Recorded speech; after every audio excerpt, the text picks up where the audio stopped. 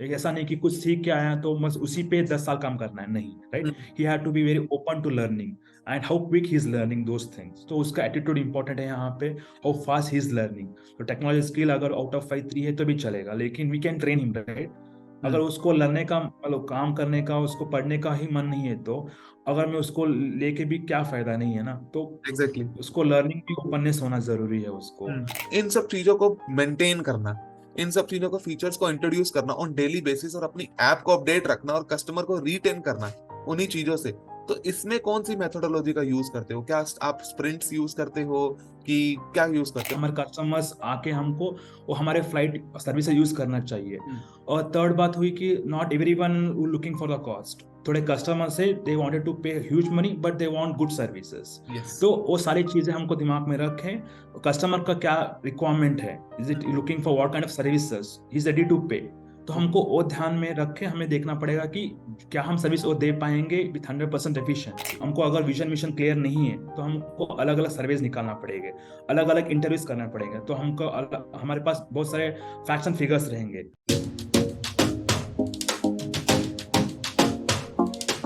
Hi Raj, first of all, a very warm welcome to my channel, that is Sales for Testing. Hi, how are you?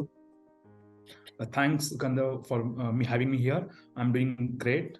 I hope you are doing great as well. Yes, I am also doing very fine, and thanks for asking, I must say. And first of all, thank you so much, Raj, for joining. And आज को podcast के बारे में थोड़ा सा अपनी audience को एक थोड़ा सा इंसाइट दे दूं, जिसे मैं बोलता हूँ सेशन इनसाइट्स। तो in this podcast we are going to discuss one of the journey that really motivates other tester कि भैया बहुत कुछ हो सकता है। तो आज की टेस्टिंग का जो पॉडकास्ट है उसका बहुत सिंपल रीजन है कि आज हम डिस्कस करने वाले हैं राज आपकी journey from testing to a consultant.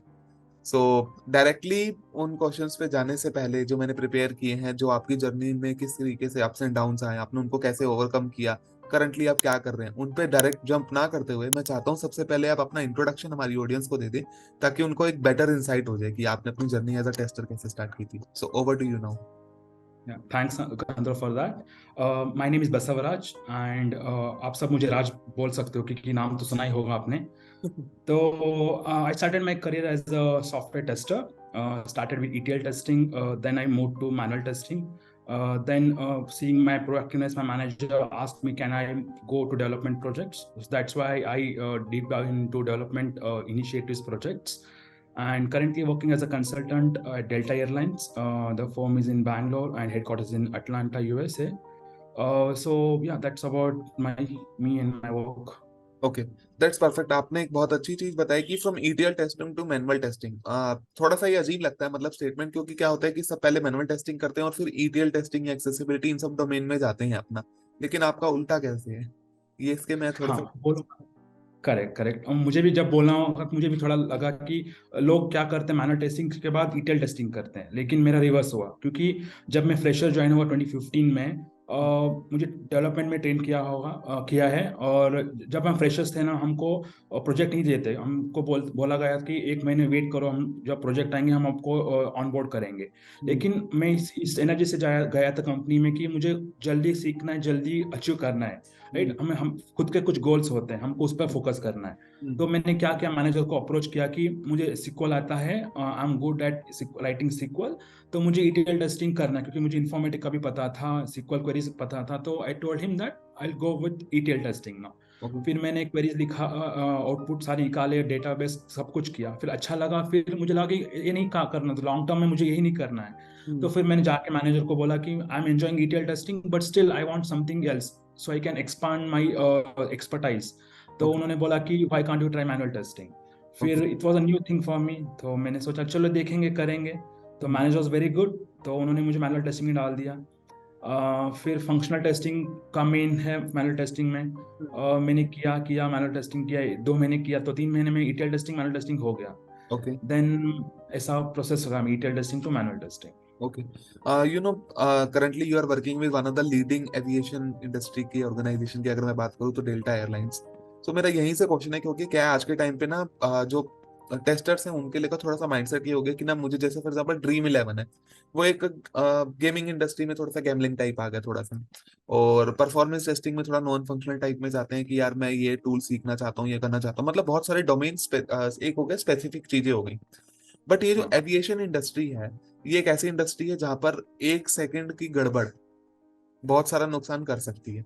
और एज अ टेस्टर मुझे सबसे पहले तो ये जानना है कि इसमें टेस्टिंग कैसे होती है, फिर मैं आगे बढ़ता हूँ कि इसमें किस किस तरीके से चीजें को मैं पूछ सकता हूँ आपसे।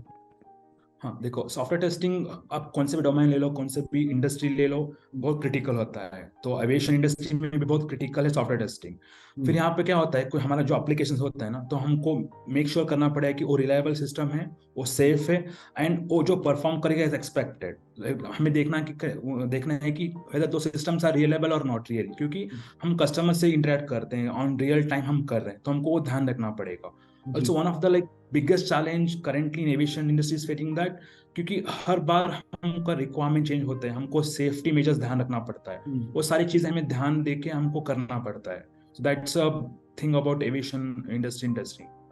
बेसिकली एविएशन इंडस्ट्री, मेरा एक सवाल ये है कि जैसे क्या है कि एविएशन इंडस्ट्री में क्या होता है कि जैसे मतलब मैं उनकी बात नहीं करूंगा, जैसे मेक माई ट्रिप, प्ले ट्रिप, ये तो बुकिंग का हो गया कि यहाँ से आप बुक कर सकते हो। बट एग्जैक्ट कोर लेवल पे एविएशन इंडस्ट्री में टेस्टिंग किस तरीके से डिफरेंट है बाकी अदर टाइप ऑफ टेस्टिंग में, जितना आपका एक्सपीरियंस कहता है? हाँ, तो like testing usually starts with taking the requirements and validating it's functionalities और अंडर वेरियस सिनेरियोज, लाइक कैसे हम वेरियस सिनेरियोज भेज रहे हैं। एंड हमको मेक श्योर करना पड़ता है कि जो एप्लीकेशन हम कस्टमर को दे रहे हैं, are they really functioning as per expected or not, हमको वो ध्यान रखना पड़ेगा। ऑल्सो क्या होता है, मतलब एविएशन इंडस्ट्री भी बहुत गवर्नमेंट बहुत उसको रेगुलाइज करती है, तो अलग अलग स्टैंडर्ड्स होते हैं, इंटरनेशनल स्टैंडर्ड्स, नेशनल स्टैंडर्ड्स, हमको फॉलो करके हमारे टेस्टिंग प्रोसीजर्स लिखने पड़ते हैं। ओके। और मेक श्योर करना पड़ता है कि वो जो हमने प्रोसीजर्स लिखते हैं, नेशनल स्टैंडर्ड्स इंटरनेशनल स्टैंडर्ड जो है एविएशन इंडस्ट्री का, वो फॉलो हो वो बेट रहा है कि नहीं बेट रहा है, वो हमको वैलिडेट करना पड़ेगा। ओके। इसमें जब हम एविएशन की बात करते हैं तो सबसे बड़ी चीज ये होती है कि रियल टाइम चीजें, क्योंकि मतलब बात करें ना, इसमें रियल टाइम चीजें बहुत हैं। जैसे अगर हम बात करें तो एविएशन में मतलब एक तरीके से कह सकते हैं अपने गवर्नमेंट रूल्स एंड रेगुलेशन की बात कर दी।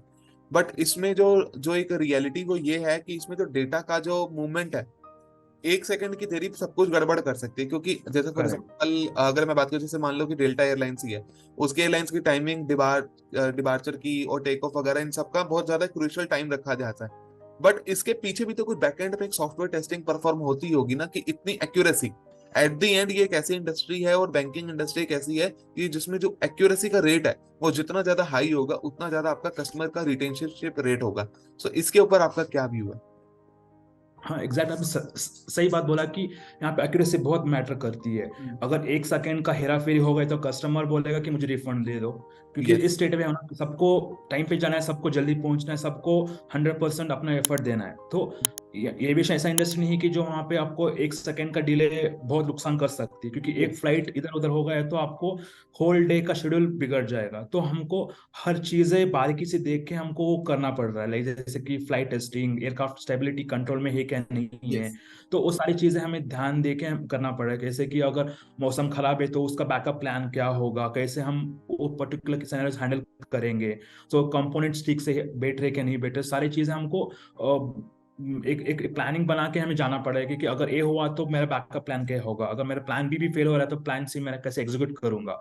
तो सारे सिनारियोस, टेस्ट प्रोसीजर्स हमको मेक श्योर करना पड़ेगा सिस्टम में ऑलरेडी वो इनबिल्ट होना चाहिए, तो उस हिसाब से हमको टेस्ट केसेस, टेस्ट प्रोसीजर्स लिखने पड़ेंगे, एग्जीक्यूट करने पड़ेंगे।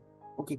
इसी में एक छोटा सा क्वेश्चन ये आता है, फॉर एग्जांपल जैसे अगर हम नॉर्मल सर्विस बेस्ड ऑर्गेनाइजेशन की बात करें या प्रोडक्ट बेस्ड की ऑर्गेनाइजेशन की बात करें, तो एक चीज होती है कि टेस्टिंग की अप्रोच उस तरीके से डिपेंड करती है कि आपका प्रोजेक्ट मैनेजमेंट टूल कौन सा है। एक तो फॉर एग्जांपल जैसे जीरा, जिसमें आप अपने टिकट्स को मैनेज कर रहे हैं। दूसरा आपकी मेथोडोलॉजी क्या है, either you are using agile methodology और you are using any different type of remaining में से कुछ भी, like waterfall, belt and fix methodology and जो भी है। एविएशन में चेंजेस कैसे किस तरीके से आते हैं? क्योंकि इसमें कॉम्पिटेटिव एनालिसिस का तो मैं एक ही चीज ये समझता हूँ कि मेरा रेट जो होना चाहिए वो दूसरी फ्लाइट से सस्ता होना चाहिए, और टाइम ड्यूरेशन का चक्कर होना चाहिए, जितना मुझे सिर्फ समझ आता है, क्योंकि मैं एविएशन का पर्सन नहीं हूँ, मैं एक लेमैन हूँ एविएशन इंडस्ट्री के लिए। बट इस इन सब चीजों को मेंटेन करना, इन सब चीजों को फीचर्स को इंट्रोड्यूस करना ऑन डेली बेसिस, और अपनी ऐप को अपडेट रखना और कस्टमर को रिटेन करना उन्हीं चीजों से, तो इसमें कौन सी मेथोडोलॉजी का यूज करते हो? क्या आप स्प्रिंट्स यूज करते हो कि क्या यूज करते हो? मैं इसके बारे में थोड़ा सा मतलब एक हाई लेवल आइडिया जानना चाहता हूँ। ओके, तो ऐसा नहीं कि हर प्रोजेक्ट यहाँ पे वाटरफॉल पे ही है, हर प्रोजेक्ट एजाइल पे है, it's a mixer of both. और सेकेंड प्रायोरिटी रहेगी कि मतलब आपकी रिक्वायरमेंट कैसे प्रायोरिटी पे आपने रखा है कि ultimately customer should be happy. हम हम्म। हमको हमारे कस्टमर्स आके हमको वो हमारे फ्लाइट सर्विस यूज करना चाहिए। और थर्ड बात हुई कि not everyone looking for the cost. थोड़े कस्टमर्स है दे वांटेड टू पे huge money but they want good services. Yes. तो वो सारी चीजें हमको दिमाग में रखें। कस्टमर का क्या रिक्वायरमेंट है, is it looking for what kind of services he is ready to pay. तो हमको वो ध्यान में रख के हमें देखना पड़ेगा कि क्या हम सर्विस वो दे पाएंगे विथ 100% एफिशिएंसी। वो हमें हमें दिमाग में रख के हमको सर्विस देना पड़ेगा। Okay. Most of the cases are agile agile है हमारे प्रोजेक्ट्स यहाँ पे। लेकिन एक जो रिक्वायरमेंट्स आती है जो हम वाटरफॉल पे करना चाहते हैं कि सारा कुछ हम सॉल्व नहीं कर पाएंगे, तो seeing the market conditions what customer is looking on, हम प्रोजेक्ट थोड़ा चेंज करते हैं। ओके। मेरा नेक्स्ट क्वेश्चन राज इसी से मिलता जुलता है। क्या होता है कि ना, जब हम किसी भी कोर्स में एडमिशन लेते हैं ना, तो सबसे पहले यही देखते हैं कि यार इस कोर्स के लिए प्री कंडीशन क्या है। फॉर एग्जांपल किसी को बीसीए करनी है, तो उसकी कंडीशन ये है कि उसने 10th 12th तो पास करी हो कम से कम। किसी को एमसीए करनी है तो उसका ये होता है कि वो ग्रेजुएट होना चाहिए सबसे पहले। तो एक ये प्री कंडीशंस होती हैं। बट एविएशन टेस्टिंग की इंडस्ट्री में अगर मुझे अपने आप को उसमें उस इंडस्ट्री में ज्वाइन करना है, तो क्या प्री कंडीशंस फॉलो करनी पड़ेंगी? वो आपकी क्या रिकमेंडेशन रहेंगी उस पर्टिकुलर चीज के ऊपर? ऐसा कुछ स्टैंडर्ड लिस्ट नहीं है, बट लेकिन मेक श्योर करना कि आपको ऑब्जर्वेशन बहुत अच्छा हो। हम्म। क्योंकि हम अल्टीमेटली कस्टमर से इंटरेक्ट करते हैं, हमारा रेवेन्यू बढ़ेगा जब हम कस्टमर को अच्छा सर्विस देंगे, तभी वो वापस आके दोबारा फ्लाइट लेगा ना। तो ह्यूमन एरर्स की बहुत बहुत कम यहाँ पे रेशो है। तो मेक श्योर करना कि जो रेशियोज है हम कम रखें। और टेक्सटिंग के सारे प्रोसीजर्स सारे मेथोडोलॉजी हमको मालूम होना चाहिए। Observation I feel that in last 8 and 9 years observation is very required to survive in testing along with aviation industry. Okay. जब हम एविएशन की बात करते हैं तो प्रीकंडीशन में तो चलो आपने बता दिया कि observation is one of the key जो आपको टेक केयर करना पड़ेगा। बट ये भी कहा जाता है कि एविएशन इंडस्ट्री 24/7 वाली इंडस्ट्री है। इसमें शिफ्टें भी Correct. होती होंगी, नाइट शिफ्ट होगी, मॉर्निंग शिफ्ट होगी, जो इस तरीके से चलेंगी, क्योंकि क्या है कि ये तो 24/7 चलना ही है इसने। सो Correct. क्या ये मिथ है या फैक्ट है कि टेस्टिंग करना एविएशन इंडस्ट्री में एक टीडियस टास्क है थोड़ा सा? टू बी फ्रैंक अभी तक नहीं लगा कि वो टीडीएस जॉब है, क्योंकि 24/7 डेफिनेटली होना चाहिए, लेकिन ऐसा नहीं कि काम 24/7 होता है। End of the day we are human beings, customer also understand that thing. So हर कंपनी ऐसा नहीं बोलेगी कि आपको 24/7 काम करना है। There are some requirement, there are some priorities to be solve, right. ऐसा नहीं कि कुछ नए रिक्वायरमेंट हमें आज ही खत्म करना है। सबके लिए डेडलाइन होता है, सबके लिए प्रायोरिटीज होती है। तो what is the current priority we gonna solve, what is the current requirement we wanted to fulfil to the along with the customer, तो वो हमें ध्यान में रख के हम सॉल्व करेंगे। ऐसा नहीं कि हर दिन काम करना है, नहीं। it's a very employee friendly domain also, I think. Okay. But इसमें जो एक होता है ना कि जब डोमेन में हम चले जाते हैं तो कंपटीशन एक ऐसी चीज होती है कि जो आपको एक ये जब तक आपका यूएसपी नहीं होगा तब तक कोई बेनिफिट नहीं होगा। सो उस यूएसपी में टेस्टिंग में किस तरीके से यूएसपी ढूंढ सकते हैं? क्योंकि एविएशन का मतलब तो मेरे को यही लगता है कि एक तो रियल टाइम चीज आ गया, दूसरा एक्यूरेसी आ गया, तीसरा उसमें एफिशिएंसी और इफेक्टिवनेस दोनों का कॉम्बिनेशन का होना जरूरी है। क्योंकि जब तक आपका डेटा जो भी आपको दिख रहा है, मान लो कि मैंने अगर 9:30 की फ्लाइट बुक करी है, तो 9:30 बजे में उस सीट पे होना चाहिए। ये एक एक्यूरेसी लेवल का होना चाहिए। बट कभी कभी क्या होता है कि ये एक्यूरेसी भी कहीं ना कहीं at the end we are humans, हम इंसान है, हमसे गलती होती है। तो बट एज अ टेस्टर कुछ प्रोडक्शन लेवल पे इस पर्टिकुलर चीज में गड़बड़ बैठ जाए, तो प्रोडक्शन वगैरह तक का स्टेज जानना चाहता हूँ मैं बेसिकली। फॉर एग्जांपल आपने अपने कौन से इन्वायरमेंट से होते हुए प्रोडक्शन तक ये चीजें जाती हैं। ऑल्दो ये थोड़ा सा कॉन्फिडेंशियल पार्ट है, बट मैं फिर भी इसका एक हाई लेवल आइडिया जानना चाहता हूँ, क्योंकि हर ऑर्गेनाइजेशन का एट द एंड ये एक स्टेजिंग का तरीका ही होता होगा चीजों को डिप्लॉय करने का। करेक्ट। मतलब कौन सा भी डोमेन ले लो, प्रोसीजर साइकिल तो सेम रहेगा। डेवलपमेंट के बाद क्वालिटी, क्वालिटी के बाद प्रोडक्शन। और एविएशन ऐसा इंडस्ट्री, स्पेशल इंडस्ट्री नहीं है कि जो हम अलग लाइफ साइकिल यूज करें। यहाँ पे भी डेवलपमेंट के बाद क्वालिटी हो, क्वालिटी पर प्रोडक्शन होगा। लेकिन एक चीज मैं बोलना चाह रहा हूँ कि यहाँ पे हम कोई भी नया वाला फ्यूचर, नया वाला एप्लीकेशन डायरेक्टली रोल आउट नहीं करेंगे सबके लिए। Only X to Y location. समझो कि आप दिल्ली से कोलकाता जा रहे हो, आप बस ध्यान करोगे कि वो application how it's behaving for that specific और source and destination, specific flight के लिए कैसे काम करता है, मतलब वो डेमो की तरह काम करेगा उस टाइम। तो हम ध्यान करेंगे कि वहां पे कम पैसेंजर्स हो उस पर्टिकुलर टेस्टिंग साइकिल में, मतलब लोगों को दिक्कत नहीं होनी चाहिए। अगर दिक्कत हो रही तो हम उसको कैसे हमको रिवार्ड्स के साथ उनको हम मेक श्योर करें वो हैप्पी रहे। That's the end goal. Okay. Aviation की बात होती है तो एक और चीज पिक्चर में आ रही है बात करते हुए, मैथमेटिक्स। और मैथमेटिक्स में टाइम डिस्टेंस का बहुत बड़ा रोल होता है। एक जो हम इंटरव्यू भी देते हैं, स्कूल में ही पढ़ते हैं, कॉलेज में ही पढ़ते हैं, प्लेसमेंट के फर्स्ट राउंड में ही पढ़ते हैं, इवन आज के टाइम पे जब हम जॉब भी चेंज करते हैं तो पहला राउंड यही होता है कि जिसमें हम वो भी कहते हैं ना कि वो क्विज वाला जो राउंड होता है जिसमें हम करते हैं कि एमसीक्यू टाइप की क्या आपकी स्किल्स वगैरह है, मैथमेटिकल स्किल्स। सो जब मैथमेटिक्स की बात आती है तो इसमें बहुत सारी चीजें आती हैं, कैलकुलेशन आ गया, सब कुछ हो गया। तो एविएशन इंडस्ट्री में मैथमेटिक्स का आना कितना जरूरी है? क्योंकि यहाँ पर ऐसा तो है नहीं कि सिर्फ आपको सिंगल रिकॉर्ड चेक करना है कि दिल्ली से कोलकाता जाना है तो डेल्टा एयरलाइंस जो है वो 4,000 रुपए की फ्लाइट दे रहा है, बट उस 4,000 के पीछे एन नंबर ऑफ कॉम्बिनेशन हैं, जैसे बिजनेस क्लास के लिए क्या कॉम्बिनेशन बना सकते हैं ताकि किस तरीके से मेरी विंडो सीट भरे, क्योंकि यहाँ परमुटेशन कॉम्बिनेशन मैथमेटिक्स के अकॉर्डिंग चलते हैं। तो मैं इसके ऊपर करेक्ट। आपका व्यू जानना चाहता हूँ। हमने अच्छा बात बोला कि कैसे हम वो मेक श्योर करेंगे कि वो यस। पर्टिकुलर रिक्वायरमेंट फुलफिल हो। लेकिन इसके लिए अलग अलग रोल्स होंगे, जैसे कि business analyst, machine learning models वो यूज करते हैं। टेस्टर का काम होगा कि let's he make sure that what ever developers build वो टेस्ट सही से काम कर रहा है कि नहीं कर रहा है। और जो मैथमेटिक्स फॉर्मूला जैसे विंडो सिटी चाहिए, अगर खाली है तो कहाँ पे हम फुलफिल कर सकते हैं वो वाला सीट। तो यहाँ पे हम मशीन मॉडल्स यूज करना पड़ेगा, डेटा साइंस टीम आएगी, वो हमें हेल्प करेगी। जैसे कि आईटी कंसल्टेंट यहाँ आके उसका काम यहाँ पे इंट्रोड्यूस होगा। तो इस हिसाब से हमको आईटी कंसल्टेंट का फ्लेवर, बिजनेस कंसल्टेंट का फ्लेवर डालना है टेस्टर के साथ। ओके। अब हम अगर उस फ्लेवर को ऐड कर रहे हैं तो मैं सबसे पहले यही जानना चाहता हूँ कि कंसल्टेंट है क्या साधारण भाषा में, ताकि ऑडियंस को पता चल जाए कि फ्रॉम आपकी जर्नी में आप टेस्टर से कंसल्टेंट तक की राह किस तरीके से है, और कंसल्टेंट शुद्ध भाषा में है क्या एक तरीके से। ओके, शुद्ध मैं ट्राई करूंगा शुद्ध बोलने के लिए। कंसल्टेंट मतलब देखो क्या होता है, अल्टीमेटली हम काम करते हैं सर्विस बेस्ड या प्रोडक्ट बेस्ड में। किसके लिए काम करते हैं? कस्टमर। कस्टमर के लिए। Customer is king, right? Customer should be happy. तो पहले क्या करना, कंसल्टेंट का रोल क्या होता है, मतलब we have to understand the requirement, what is the vision he is having, the company is having. अगर वो हम जानना मतलब जान सकते हैं तो well and good, we are good to go.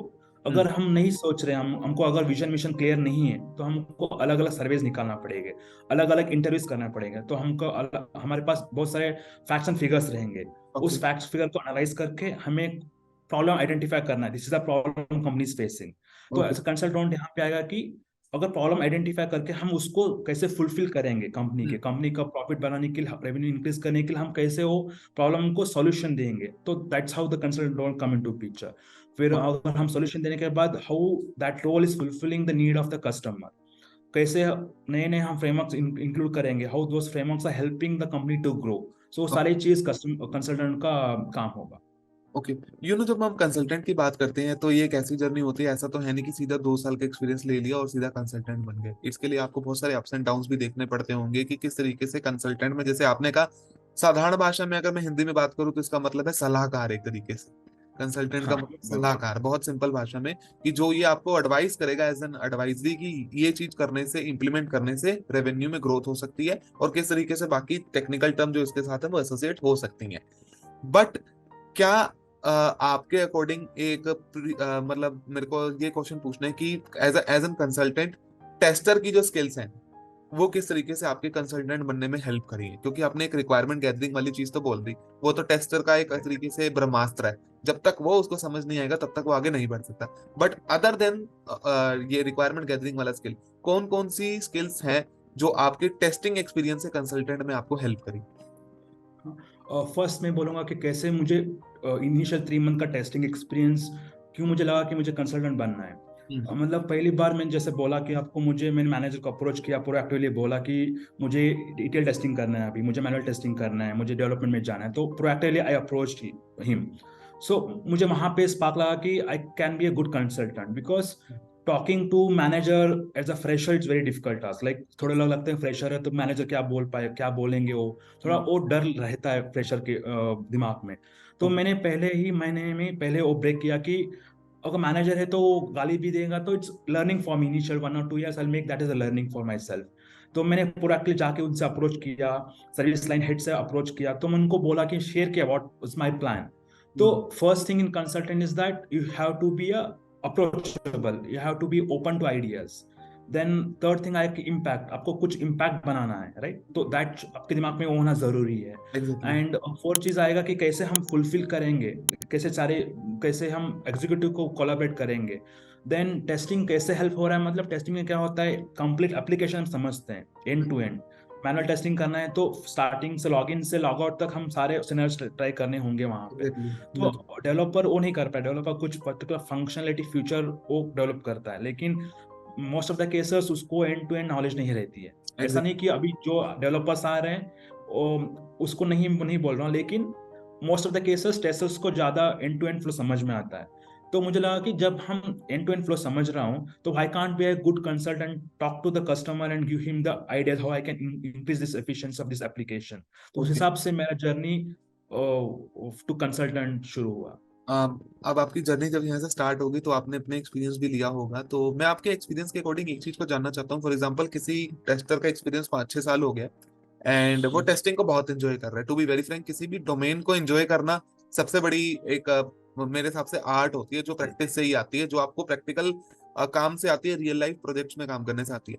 But now उसको थोड़ा सा मूवमेंट हो रहा है कि मैं कंसल्टेंट की तरफ जा सकता हूँ, और उसकी कम्युनिकेशन स्किल्स एंड कॉन्फिडेंस बात करने का बहुत सॉलिड है।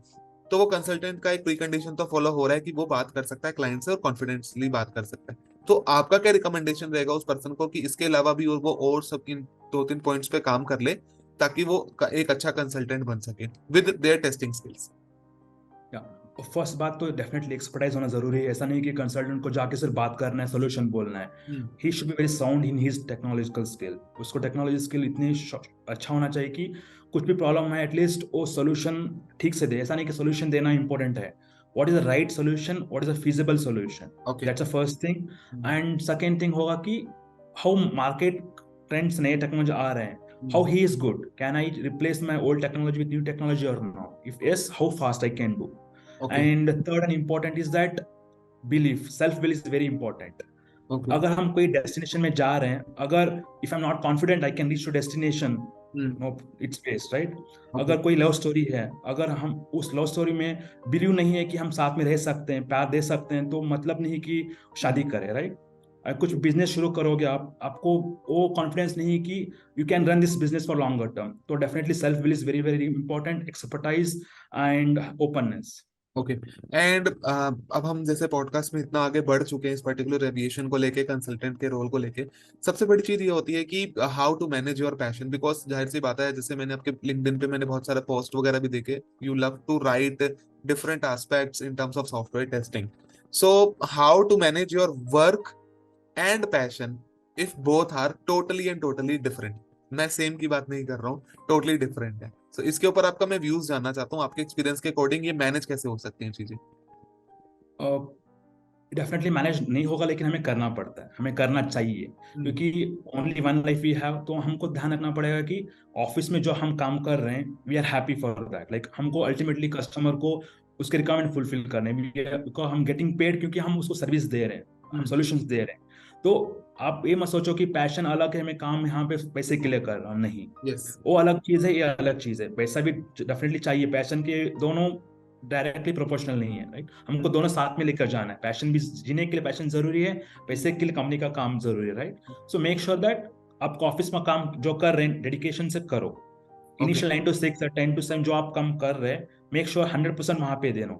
अब अगर वहां पे अच्छी मन से काम कर रहे हैं तो डेफिनेटली आपको शाम में टाइम मिलेगा, अपने पैशन पे आप कॉन्सेंट्रेट करो। क्या आपको अगर ड्राइंग पसंद है, कुकिंग है, अलग टेक्नोलॉजी सीखना है, आपके पास टाइम है, लेकिन फोकस रहो, क्या करना चाह रहे हो, क्यों करना चाह रहे हो, कैसे करना है, डेफिनेटली आ जाएगा। अगर क्या करना है पता चल गया तो डेफिनेटली कैसे करना है आपके दिमाग में आ जाएगा। बस have a clear question, why you are doing this one, how, when, वो ऑटोमेटिकली आ जाएगा। ओके। यू नो राज, जैसे आपका एक्सपीरियंस काफी अच्छा है, और अच्छा भी, और प्लस क्या डाइवर्सिफाई एक्सपीरियंस है कि तो सर्विस में भी है काम, प्रोडक्ट में भी है, उसके अंदर भी डोमेन को लेके स्पेसिफिकेशन भी काफी अलग अलग एक्सपीरियंस पे है। सो मेरा बहुत सिंपल सवाल है कि do you follow any checklist जब आप अपनी टीम को हायर करते हो, या टीम में किसी पर्सन को हायर करते हो, कि यार ये इस पर्सन में अगर ये चीजें होंगी तो जो मैंने चेकलिस्ट करी है उसमें से मैं ट्रू करके इसको एक फिल्टर लगा के सेलेक्ट कर सकता हूँ। सो इसके ऊपर आपके क्या व्यूज हैं? मैं फर्स्ट चीज कभी भी कोई इंटरव्यू में लूंगा तब मैं ध्यान देता हूँ कि टेक्निकली कितना बंदा साउंड है। ऐसा नहीं कि आई वांटेड एक्सपर्ट, अगर out of 5 if he is having 2.53 good to go. Second चीज, how he is open to learning, एक ऐसा नहीं कि कुछ सीख के आया तो बस उसी पे 10 साल काम करना है, नहीं, right. He have to be very open to learning and how quick he is learning those things. तो उसका एटीट्यूड इंपॉर्टेंट है यहाँ पे, how fast he is learning. तो टेक्नोलॉजी स्किल अगर आउट ऑफ 5 3 है तो भी चलेगा, लेकिन we can train him, right. अगर उसको लर्ने का मतलब काम करने का, उसको पढ़ने का ही मन नहीं है, तो अगर मैं उसको लेके भी क्या फायदा, नहीं है ना। तो एग्जैक्टली। उसको लर्निंग की ओपननेस होना जरूरी है उसको। That's how I hire. Okay, अब जैसे this is the last question, अगर मैं इस पॉडकास्ट की बात करूं, हमने बहुत सारी चीजों को डिस्कस कर लिया कि क्या क्या चीजें में हम कर सकते हैं, किस तरीके से वैल्यू एडिशन एक तरीके से हो सकती है आपके एक्सपीरियंस के थ्रू। बट इस क्वेश्चन में का बहुत सिंपल है कि ना तो हमारे पास इतना सब कुछ है कि हर कोई एक्सपर्ट तो नहीं होता, बट ये होता है कि करेक्ट। उसका एक्सपीरियंस जो होता है वो उसको थोड़ा सा एक एडवांटेज देता है, क्योंकि उसने उन प्रॉब्लम्स को सोल्व किया है और फेस किया है दोनों चीजें। सो मैं आपकी बेस्ट सजेशंस जानना चाहता हूँ for beginners who don't have any idea about testing, and testing के आगे वो किस तरीके से अपनी कैटेगराइज को डिफाइन कर सकते हैं, इधर वो एविएशन में किस तरीके से जा सकते हैं, या मतलब वो डोमेन जनरलाइज ना होकर डोमेन स्पेसिफिक किस तरीके से हो सकते हैं। ओके। तो definitely hard work smart work जरूरी है। जो भी एनी फ्रेशर एक्सपीरियंस, अगर आपका पास स्मार्ट वर्क है, हार्ड वर्क है, it's good combo. Then passion to learn. ऐसा नहीं कि बस आपको कुछ कुछ भी पैशन, आज एक पैशन है कल दूसरा पैशन नहीं चाहिए। You have to be very consistent in your passion. Okay. Passion हमेशा बदलना नहीं चाहिए। ओके, लॉन्ग टर्म में ठीक है, अगर एक पैशन फुलफिल करो, आप हैप्पी हो तो गुड, लेकिन हर दिन हर हर घंटे पैशन बदलो मत। क्योंकि कंसिडर रहना बहुत जरूरी है, तभी आपको कुछ, आपका पाथ इजी होगा, आपको क्या करना है, आपको आइडियाज मिलेंगे। यूनिवर्स आपको हेल्प करेगा। ऐसा नहीं कि हमेशा हम ही एफर्ट डाल के होगा, नहीं, भगवान भी है, भगवान भी आपको हेल्प करेगा। जब तक आप आपके माइंड में क्लियर नहीं हो आपको क्या करना है, वो पाथ कंसिस्टेंट होने के लिए हैव टू वेरी क्लियर। तो hard work, smart work, passion, openness to learning, ये सारी जरूरी होगा फ्रेशर को ध्यान में रखने के लिए। और लास्ट चीज, बी एक्टिव इन कम्युनिटी।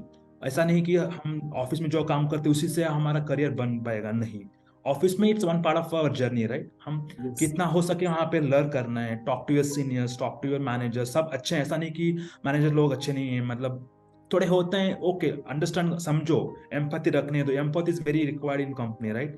हमको आराम से ध्यान से क्या उससे सीख सकते हैं हम, कुछ हम अनलर्निंग में जरूरत है। ऐसा नहीं कि जो हम सीख के आते हैं अपने कॉलेजेस में वही सही है, नहीं। कहाँ कहाँ हमको लर्निंग चाहिए, हमको लर्निंग करना पड़ेगा। कहाँ का अनलर्निंग करना है, वो हमें अनलर्निंग करना पड़ेगा। Invest in your self. Don't invest, I am not telling don't invest in other things, invest in your self. अगर आप कोई म्यूचुअल फंड है, कोई स्टॉक लेना चाह रहे हो, तो do parallelly invest in your learning also. कैसे आप कोई म्यूचुअल फंड में इन्वेस्ट करते हो, एसआईपी करते हो हर महीने, invest in one course in each quarter. और लॉन्ग टर्म आपको हेल्प करेगा। अगर आप टेस्टर हो, don't only focus on testing skills, try to see what things surrounding involve with testing. अगर डेवलपमेंट में काम कर रहे हो तो what other things you can contribute. जैसे मैं अभी इनिशियल 3 महीने में टेस्टिंग में काम किया, बाद में मैं टेस्टिंग में नहीं कर रहा, लेकिन मुझे पता है कि टेस्टिंग कितना मजा है। I mean to IT consultant, उसलिए मैं आर्टिकल सीखता हूँ, क्योंकि I know how tester work, what is the feeling of tester. So developer मैंने काम किया है, तो I share my ideas on in terms of writing. So that's my passion. So आपको बैलेंस बनाना पड़ेगा, क्या अपना रोल है, किस हिसाब से अपना करियर आप लेकर जाना चाह रहे हो, वो करना पड़ेगा। True. And thank you so much, Raj, for joining and sharing your valuable key points as per your experience and perception. It really means a lot for me and my channel. Thank you so much once again. Thanks, Gandhar. Thank you.